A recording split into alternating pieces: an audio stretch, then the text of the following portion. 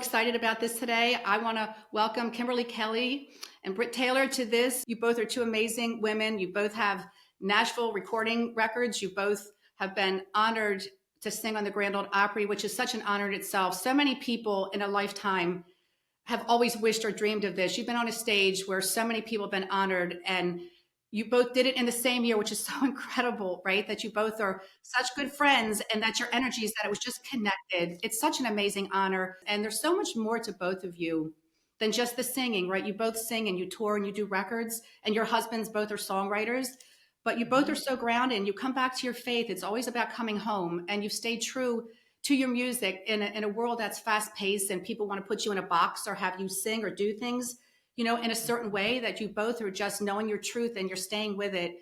And I think that that's in a story in itself, right? Where today people are getting forced to sing, maybe more pop or whatever it be, that you both are going back to home. We always come back to home. And when I talked to you both a couple of weeks ago, you both were on this faith journey of visiting churches and being open to this and just wanting to find the peace. It's not about that you're looking, you already have it. But again, it's about finding that place inside of you where you just say, this just feels like home to me. And it feels really, really good.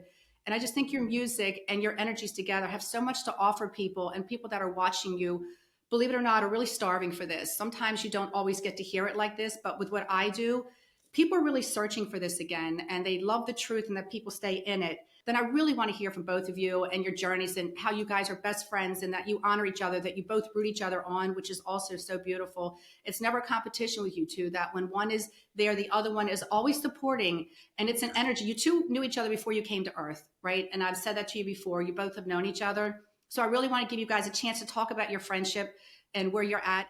You want to go first? Whatever you want to do. I feel like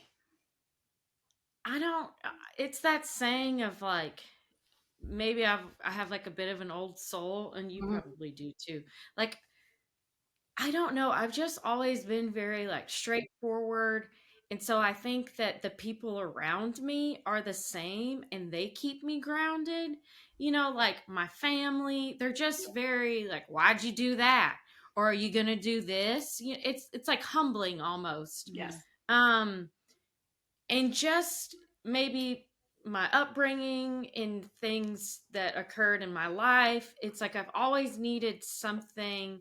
If I get anxious, it's because I feel abandoned or alone. So it's like I have to find an environment or people or things. Like sometimes when I'm anxious, I'll tell Brett, I'll be like, I just need a hug.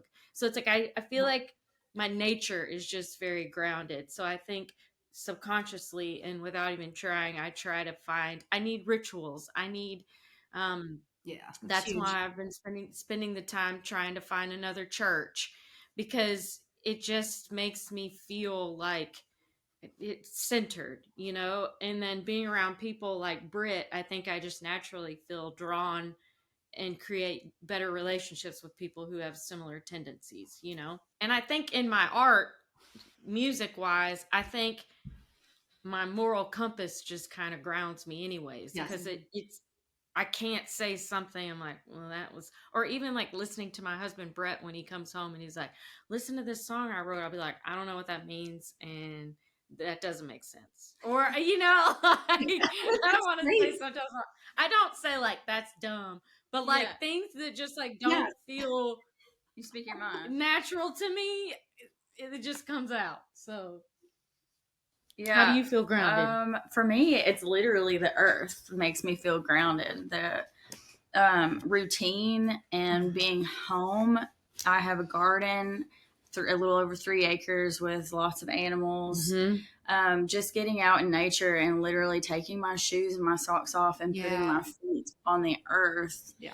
Getting my hands in the dirt, just like being, not doing anything at all. Sometimes it's being, for me, it's actually being completely alone. That's interesting. Tends to ground me. When I'm feeling anxious, I know that I need to go into the woods and sit and have my feet in the dirt and just kind of make sure I'm coming back to myself and my soul and listening to that higher self and questioning, am I in the right spot? Am I doing the right things?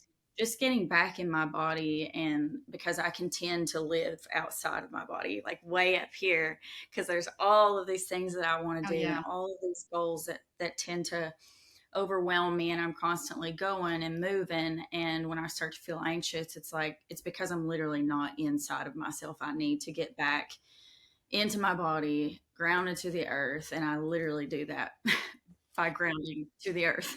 When I met both of you, I really like when I do these sessions, right? And I receive messages, and it's really interesting, right? Everybody comes in with a different energy, but your energies were just so, you are so connected and you both are so grounded. And I think this is why you've stayed so true to yourself and what you do, right? That even if it's like somebody dangling something in front of you that seems exciting and you say, I could take it for the moment and it might help get me somewhere else, but that your soul brings you back.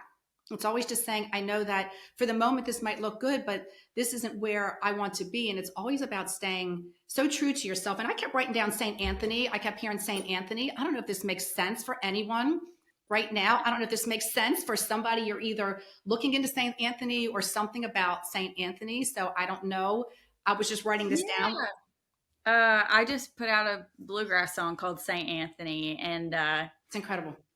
it started out when a mutual friend of ours, told me about him, and I had lost something, and she was like, honey, you just need to ask St. St. Anthony where it is.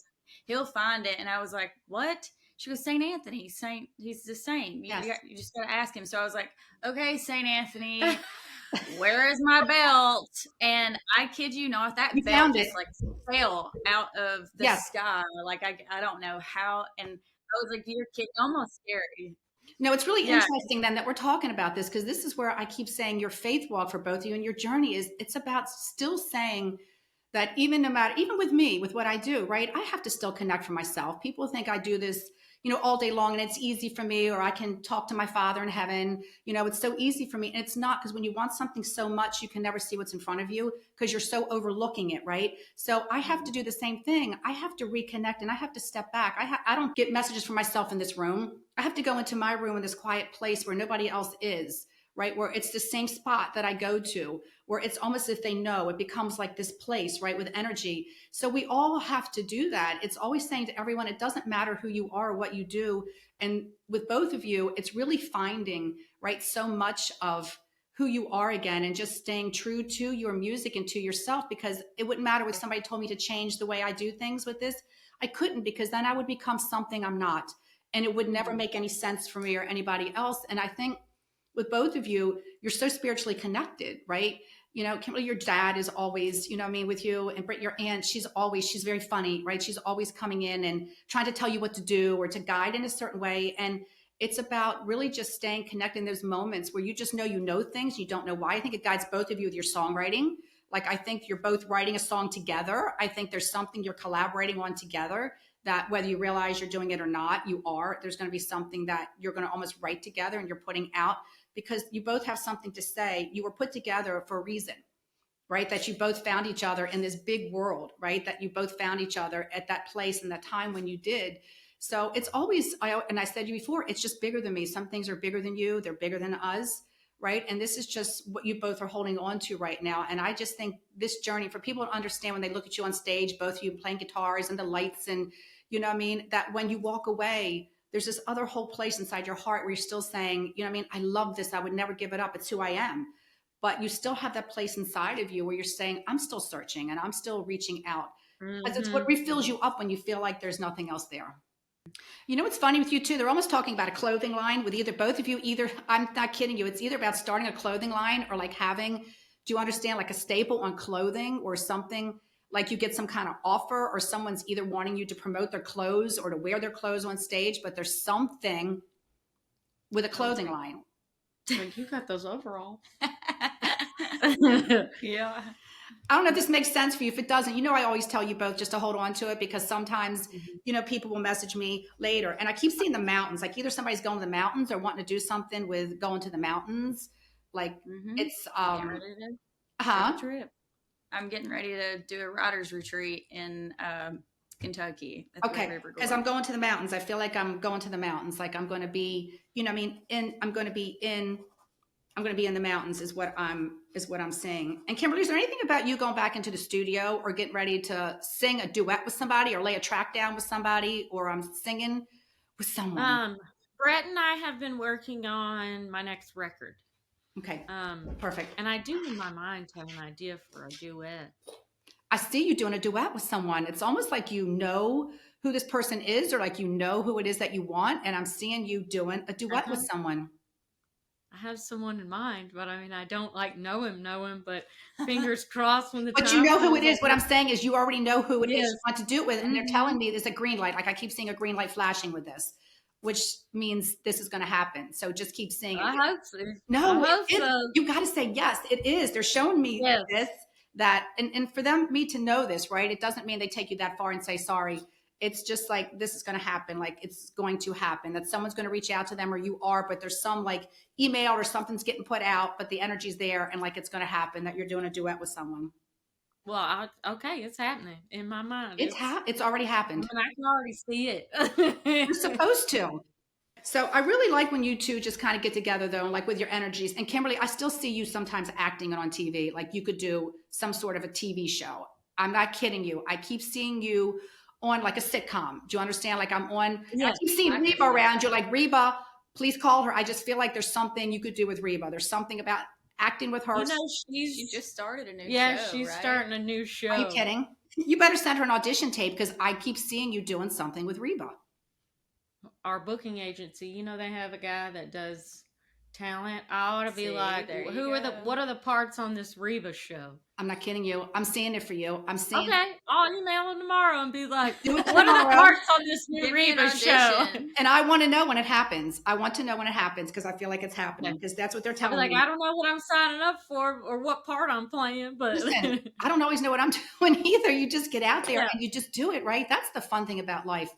And I have a question for both of you. It's kind of off if you had a message for young girls, right? You both are still so young. I feel funny even saying young girls. You're both so young and both so young and beautiful. But if you both had a message, and there's so many young girls now that are so influenced by country music, right? By what they're seeing. And if you just had a message for any of them about their hopes and dreams, like for a 10-year-old girl, right? You know what I mean? What would you, that she was looking ahead and thinking, this is something like, what would be, if you could give her any advice, what would you say to her? What would your 10-year-old self say to your 30-year-old self now?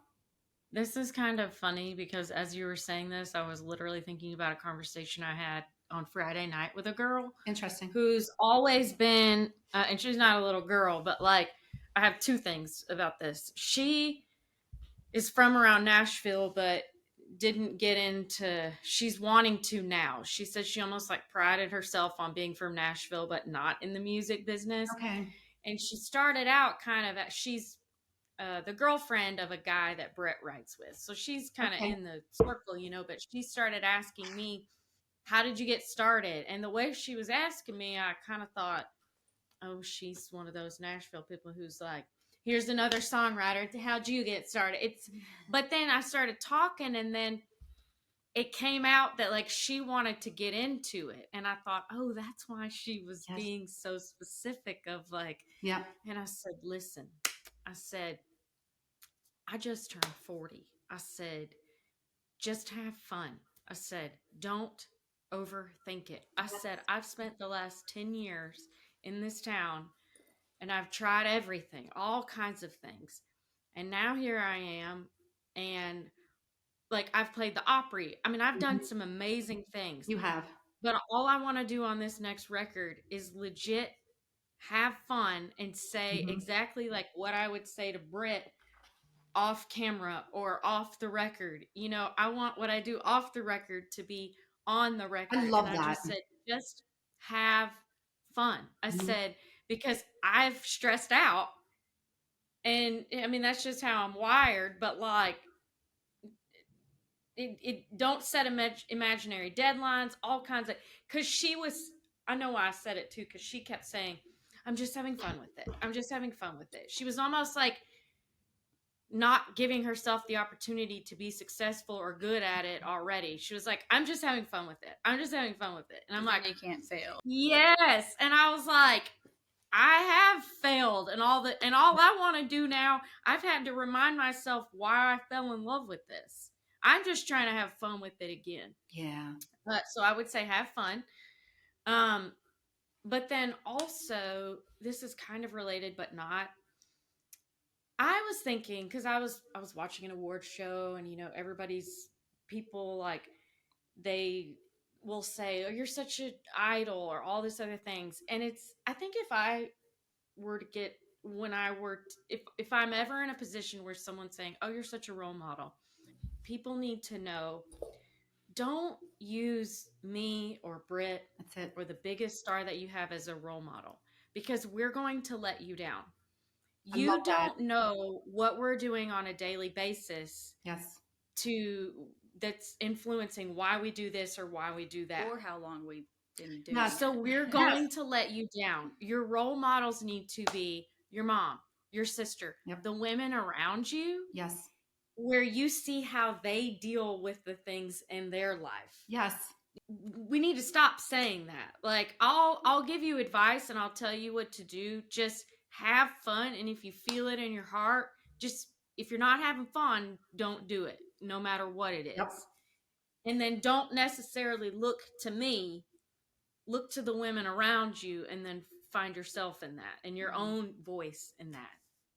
That's why I thought this was such an important question to ask. Like, and even Britt, I just think that we forget, right? People, like I said, they look at the guitars and the glitz and on stage, and they don't understand when you walk off and you pack that guitar up, you're back to your life, back to work. Like, there's another whole side. And I do think, It's hard. honestly, yeah, the people that get up every day and they go to work, I think they're amazing too. We forget how amazing someone is that drives trucks, that delivers your food, right? That works in the food store, that the nurses, the doctors, the mothers that raise their children, the grandmothers, anyone.